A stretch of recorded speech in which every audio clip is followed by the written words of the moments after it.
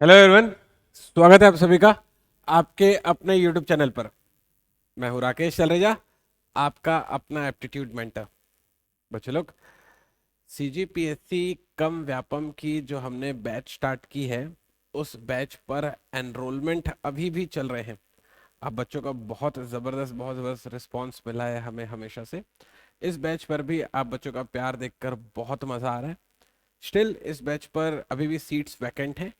अगर आप इंटरेस्टेड हैं तो सीजीपीएससी कम व्यापम की बैच के लिए हमें कांटेक्ट कर सकते हैं, जिसके लिए आप हमारे ऑफिशियल ऑफिस नंबर या फिर CGPSC knowledge app play store में जाकर डाउनलोड कर सकते हैं।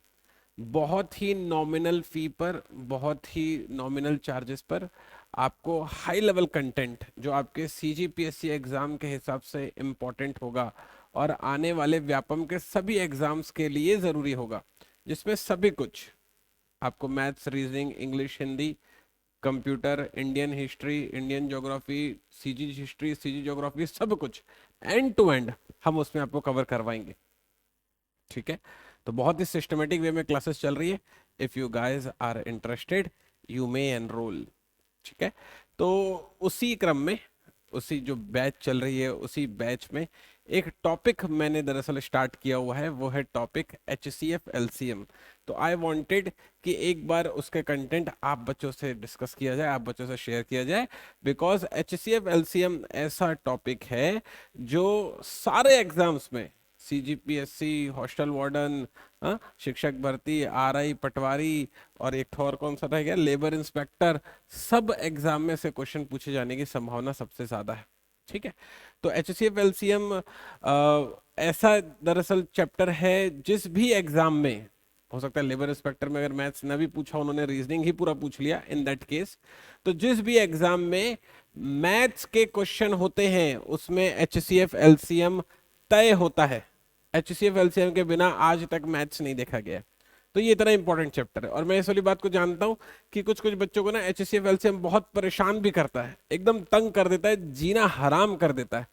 तो आपके जीवन को सरल बनाने के लिए HCF LCM वाला टॉपिक एकदम बेसिक से एकदम ग्राउंड लेवल से हाई लेवल तक, बेसिक से डिलीवर करूंगा और हाई लेवल तक पूरा डिलीवर करूंगा।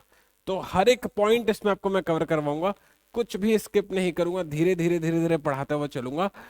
रिलैक्स होकर आप इस सारी वीडियो सीरीज में चीजों को सीखने की कोशिश करना। जब आप कंफर्टेबल हो जाओगे तो धीरे धीरे आप देखना मैं क्लास का लेवल कैसे बढ़ाता जा रहा हूँ। ठीक है, मैं इसमें वो क्वेश्चंस लेने वाला हूं जो क्वेश्चन आपके एग्जाम में 100% पूछे जाते हैं। यही क्वेश्चन जो आपसे वीडियो में डिस्कस करने वाला हूं, ये क्वेश्चन एग्जाम में पूछे जाने की संभावना सबसे ज्यादा है।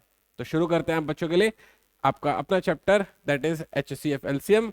इसे प्रेजेंट करूंगा मैं, राकेश तलरेजा। ठीक है, चलिए शुरू करते हैं। HCF LCM के ना हाई लेवल वाले क्वेश्चन, जैसे ये क्वेश्चंस वगैरह मैंने आपके लिए लिख रखे हैं, ये क्वेश्चन वगैरह मैं आपसे डिस्कस करने के पहले क्या करता हूं, आपको मैं बहुत इत्मीनान से ना HCF LCM का कंसेप्ट बता देता हूँ कि कंसेप्ट होता क्या है। अगर आपको HCF LCM का कंसेप्ट क्लियर नहीं होगा तो जब मैं आगे सॉल्व करूंगा तो आपको उसमें पेन होगा। ठीक है, रिलैक्स होकर देखो कि HCF LCM निकाला कैसे जाता है, होता क्या है, बेसिक बेसिक चीजों को थोड़ा सा समझने की कोशिश करो इसमें।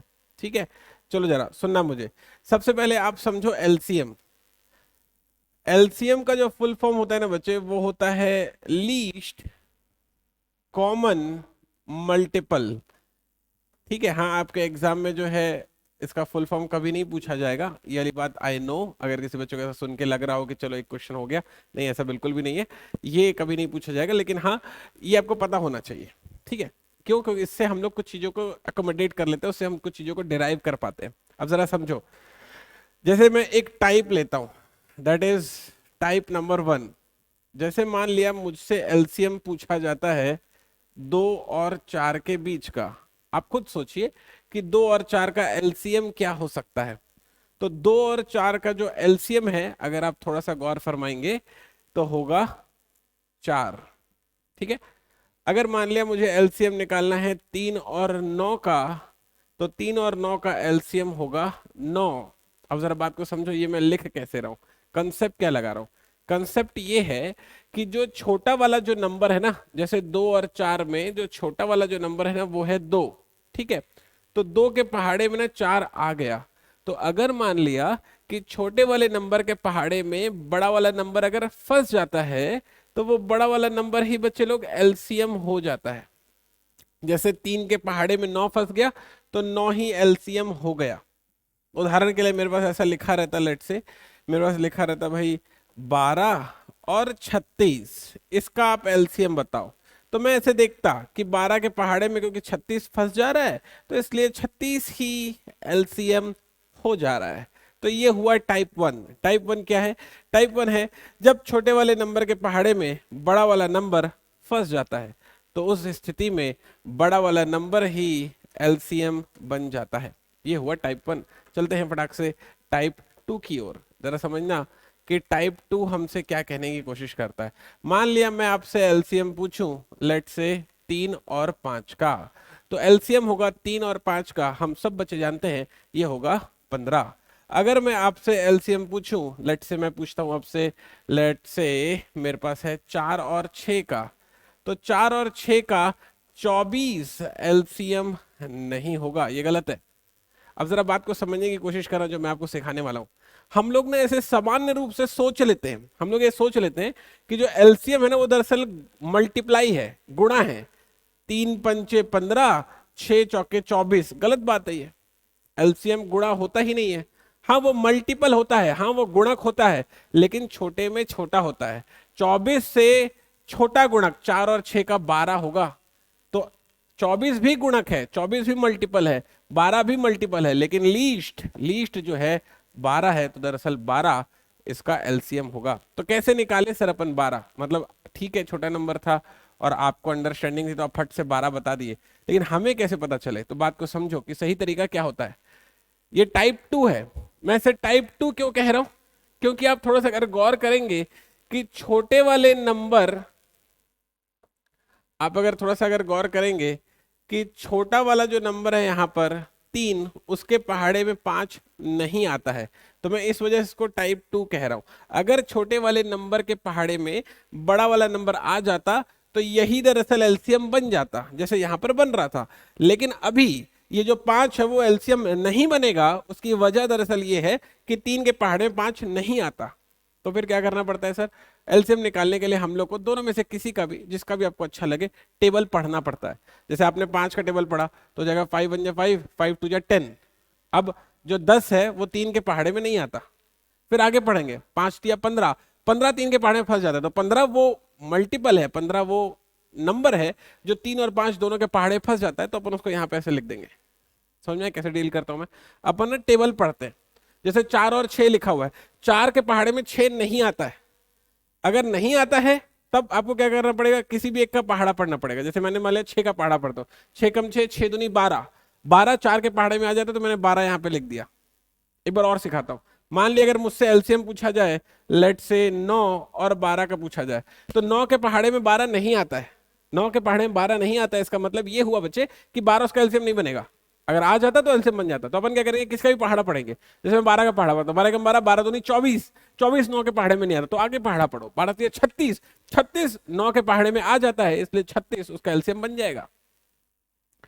तो मैंने आपको बताया 2 केस। अगर छोटे नंबर के टेबल में, छोटे नंबर के पहाड़े में बड़ा नंबर आ जाए तो उसी को एलसीएम बना देना। अगर छोटे नंबर के टेबल में, अगर छोटे नंबर के पहाड़े में बड़ा नंबर ना आए, तो उस स्थिति में किसी भी एक का पहाड़ा पढ़ना और जो दोनों में कॉमन हो उसको एलसीएम बनाते चलना। ये मैं आपको क्या कर रहा हूँ, ये बहुत मैं आपको छोटी सी चीज बता रहा हूँ कि आप थोड़ा फटाफट एलसीएम कैसे निकाल सकते हैं। टाइप 3 भी देखते हैं, थोड़ा आपको और कॉन्फिडेंस आएगा। टाइप 3 समझो क्या कहने की कोशिश कर रहा है। मान लिया मेरे से एलसीएम पूछा जाता है 18, 60 और लेट से 108 का, मुझे इसका एलसीएम उसको निकाल कर देना है। ठीक है, मान लिया मेरे से ये पूछा जाता है। अब अगर मुझे इसका एलसीएम उसको निकाल कर देना है, तो मैं ये एलसीएम उसको कैसे निकाल कर दे सकता हूं? देखो भाई, रिलैक्स होकर समझो। इसको मैं टाइप 3 क्यों बोल रहा हूं, पहले आपको ये समझ में आना चाहिए। टाइप 1 क्या होता है? जब छोटे वाले नंबर के पहाड़े में बड़ा नंबर आ जाता है। टाइप 2 क्या होता है? जब छोटे वाले नंबर के पहाड़े में बड़ा नंबर नहीं आता है। टाइप 3 क्या होता है? जब हमको पहाड़ा ही नहीं आता है। मैं इस वाली बात को ना दिल से जानता हूं। जब मैं टाइप 1 और टाइप 2 में पहाड़ा पहाड़ा कर रहा हूँ ना, तो हम में से आधे बच्चों के मन में गया होगा कि भाई बुखार आ रहा है, पहाड़ा सुन के अधिकतर बच्चों को बुखार आता ही आता है, मेरे को भी आता है। अब ये वो स्थिति है जब हमको पहाड़ा ही नहीं आता है, मुझे 18 का टेबल याद नहीं है, तो मुझे कैसे पता चलेगा कि 18 के टेबल में 60 और 108 के पहाड़े का कौन सा नंबर फंसने वाला है। अब इस स्थिति में जब हमको पहाड़ा ही नहीं आए तो हम लोग एलसीएम कैसे निकाल कर आए फटाफट, ट्रिक से एकदम जल्दी जल्दी कैसे करके आए हम लोग। तो मैं वो आपको अप्रोच दे रहा हूँ। एक तो अप्रोच वो है जो आपने स्कूल टाइम पे सीखा होगा। आप क्या करते होगे, ऐसे दो डंडे मारते होगे और डिवाइड करना चालू कर देगा, धड़ धड़ धड़ धड़ धड़ धड़ डिवाइड करते होगे और कुछ ना कुछ आपको मिल जाता होगा, वही आपका फाइनल आंसर बन जाता होगा। एक वो स्कूल वाला तरीका है, मैं एक दूसरा तरीका बता रहा हूँ। आप जिस भी तरीके में कंफर्टेबल रहो आप उस वाले तरीके को फॉलो करना। मोर एंड लेस इंपॉर्टेंट ये है कि अपने को एलसीएम निकालना आना चाहिए बस, तभी वो बड़े क्वेश्चन जो आपसे शेयर करने वाला हो वो डील कर पाएंगे अपन, वरना नहीं हिला पाएंगे उसको। चलो जरा सुनना, क्या करना कि कभी भी अगर आपसे वो एलसीएम पूछे तो उसके लिए आप ये कीजिएगा कि जो भी नंबर लिखा हुआ हो ना बच्चे लोग, उस नंबर को ना फैक्टराइज कर दीजिएगा। जैसे अभी ना 18 लिखा हुआ, 18 को ना छोटे छोटे पार्ट्स में तोड़ने की कोशिश करो। 18 के लिए मैं ये तो बोल सकता हूँ ना 9 दूनी 18, इतना तो मेरे से हो सकता है ना। तो 18 के लिए मैंने सोचा 9 दूनी 18 और 9 को लिख दिया मैंने 3 की घात 2, चलेगा, आइडिया एक्सेप्टेड है। और ये जो 60 है ना, इस 60 का मैंने 2 और 5 को अलग कर दिया, मतलब 60 में जो शून्य है ना, इस वाली बात को दिमाग में रख लो हमेशा, कभी भी जो शून्य अंत में आता है तो 2 और 5 के रूप में अलग हो जाता है। और ये जो 6 है ना, ये 6 ये 2 और 3 में अलग हो गया, ठीक है। तो ये 2 और ये 2 मिला 2 स्क्वायर, यहां से मिला 3 और यहां से मिला 5, ऐसा, ठीक है। यहां तक कंफर्टेबल है लोग।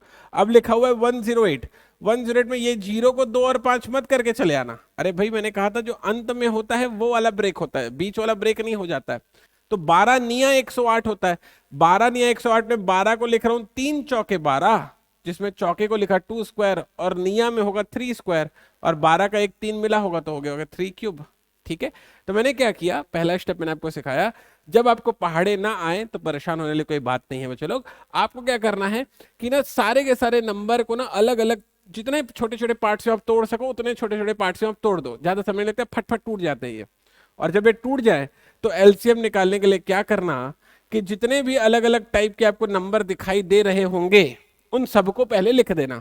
मुझे यहाँ पर 3 दिखाई दे रहा है, मुझे यहाँ पर 2 दिखाई दे रहा है, और मुझे यहाँ पर 5 दिखाई दे रहा है। तो इतने प्रकार के नंबर हैं इन सब में जिनको मैंने यहाँ पर लिख दिया। अब अपन क्या करेंगे बच्चे लोग कि ना सबकी बड़ी बड़ी पावर को चुन लेना। 3 की इन सब में बड़ी पावर है 3, तो यहाँ पे लिख दिया 3।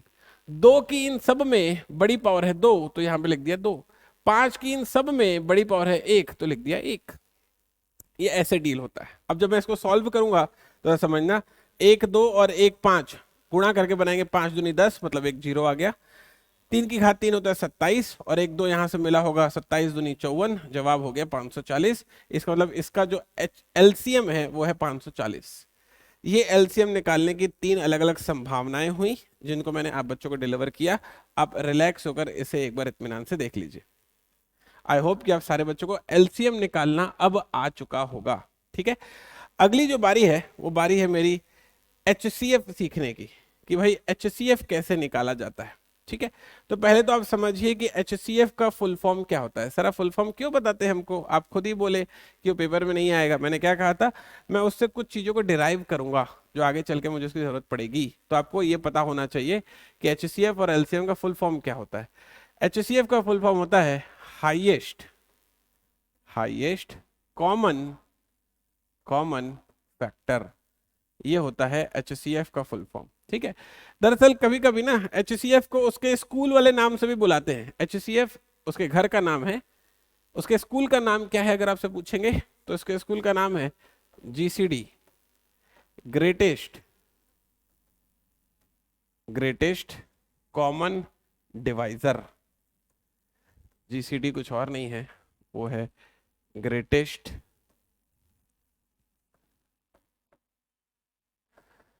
ग्रेटेस्ट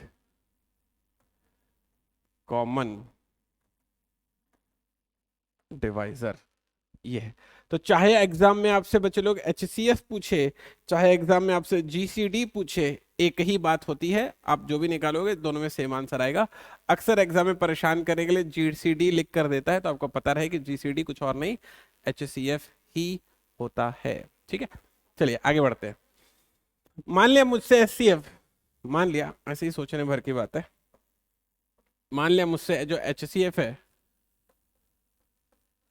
वो इसी 18, सॉरी 60 और 108 का ही पूछ लेता है। मान लिया मुझसे HCF इन तीनों का ही पूछ लेता है, तो HCF निकालने के लिए वही सेम अप्रोच है। अभी हाल फिलहाल तो आपके लिए, आगे चल के और ट्रिक्स भी दूंगा। हाल फिलहाल तो यही अप्रोच है आप बच्चों के लिए कि आप क्या करेंगे, जो भी नंबर गिवन हो उसको फैक्टराइज कर देंगे। तो मैं जैसे इसको फैक्टराइज करने जाता हूँ, 9 दूनी 18, दो ये 2 पंचे 10 और 2 तिया 6। ठीक है, ज्यादा समय लगता है, फटफट हो जाता है ये। 3 चौके 12, 3 की घात 3 और 2 की घात 2, ये ऐसे ब्रेक हो गया।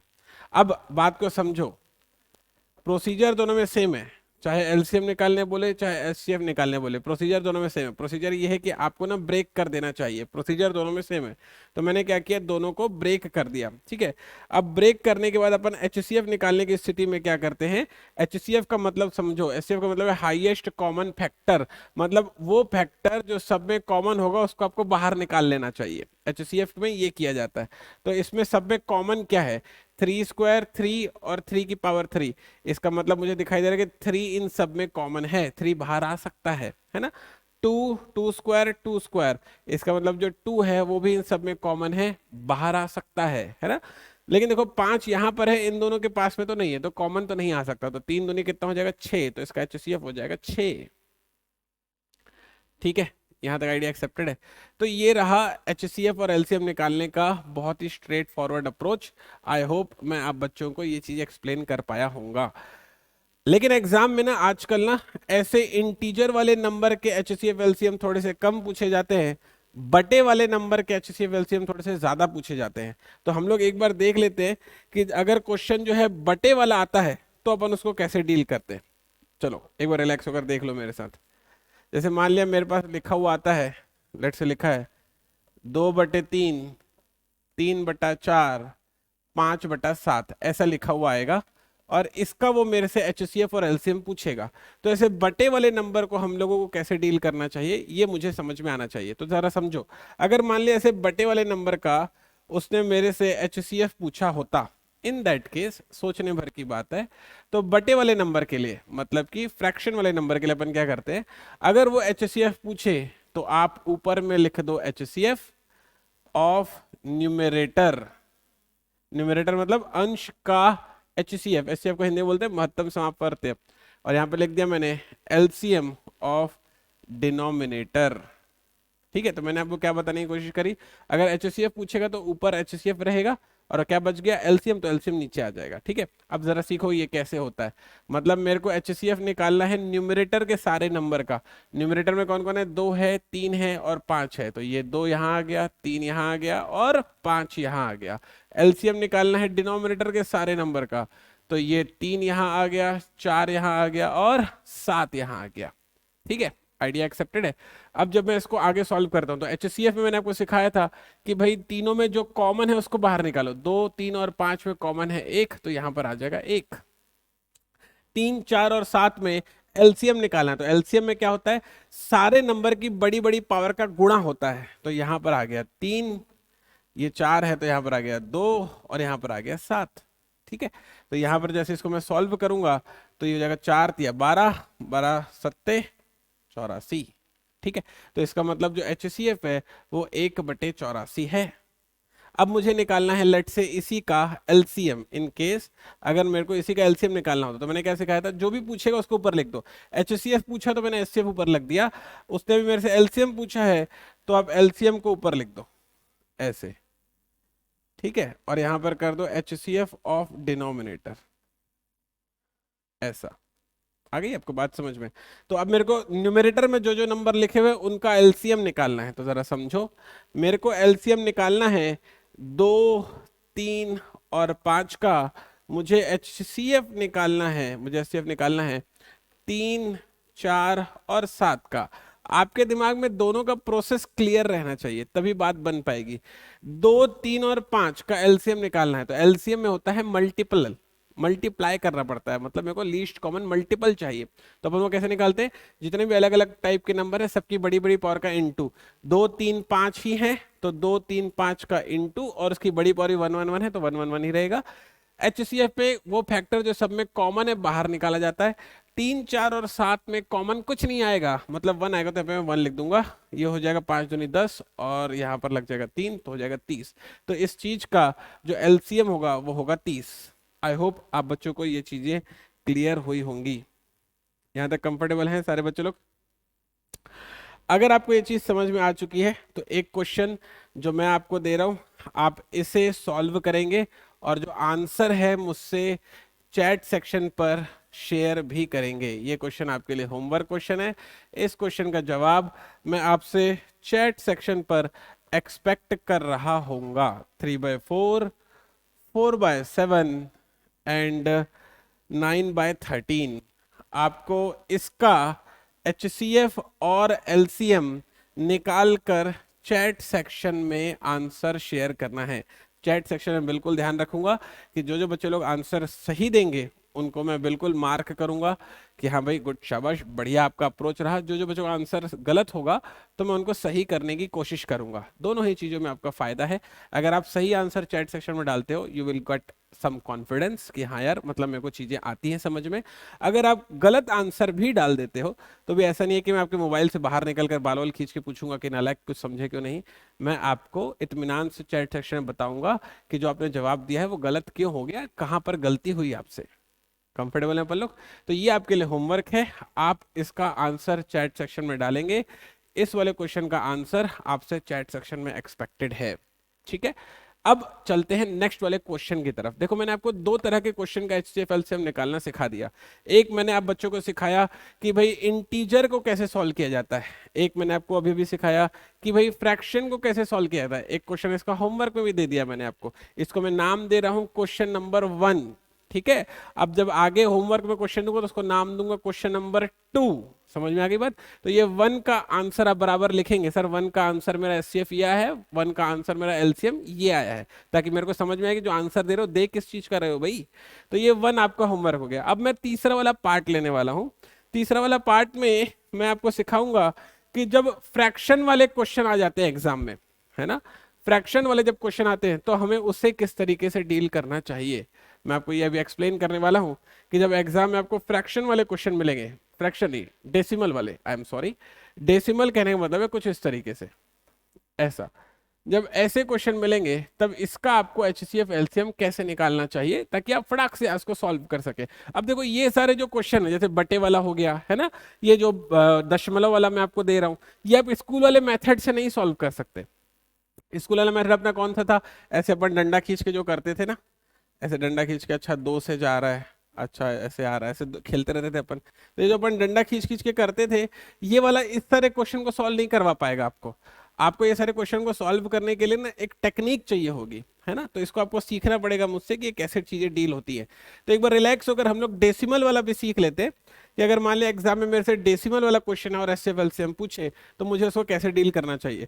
सामान्य रूप से बच्चों को दिमाग में यही एक बात आती है कि सर मैं इसको फ्रैक्शन में कन्वर्ट कर सकता हूँ। हाँ भाई बिल्कुल कर सकते हो, 1.08 को आप 108/100 लिख सकते हो, दोनों ही एकदम सेम बात होती है, चलेगा।